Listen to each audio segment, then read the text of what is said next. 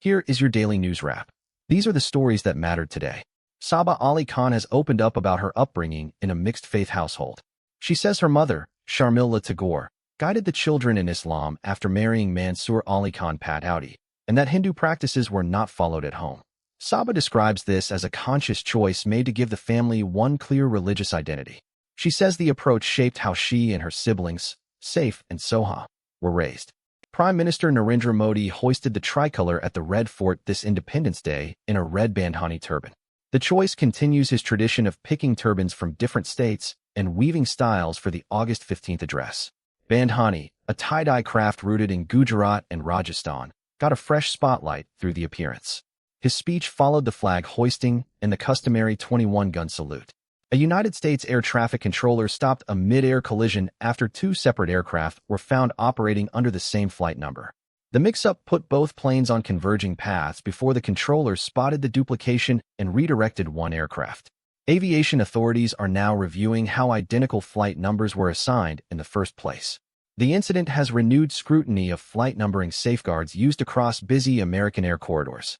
The 2026 reaches its climax this Sunday with a doubleheader of finals at Lord's. Both the men's and women's title deciders will be played at the same venue on the same day. The tournament has run through a full season of group matches and eliminators to reach this point. Lord's now hosts the biggest day on the 100's calendar for the second year running. Mumbai is rolling out a fresh round of metro, flyover, and tunnel projects stretching from Kimber to Borivali. The plan covers new metro corridors alongside road tunnels designed to cut travel time across the city and into Thane. Commuters currently facing long surface routes stand to gain the most once these links open. Officials are positioning the projects as the city's biggest transport overhaul in years, with construction phased across multiple corridors.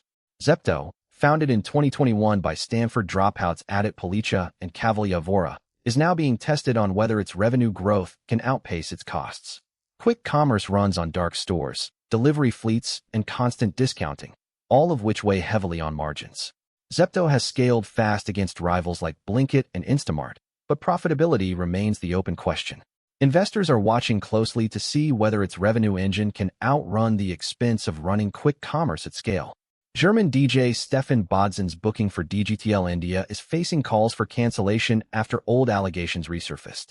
A New Delhi artist has alleged that one of Bodzin's managers threatened him after the DJ's set it blot ran 40 minutes over its scheduled time. The claim had surfaced before, but has gained fresh attention now that Bodzin is booked for the Indian festival circuit. Organizers have not yet responded publicly to the renewed criticism. Uttar Pradesh Governor Anandiben Patel has drawn attention for a series of blunt public remarks on personal and social matters.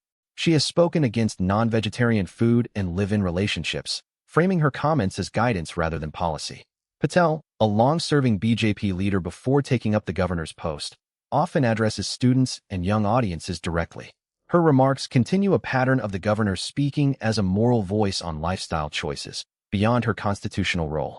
A new report from Toptal finds that experienced tech professionals are seeing stronger demand even as the industry keeps announcing layoffs.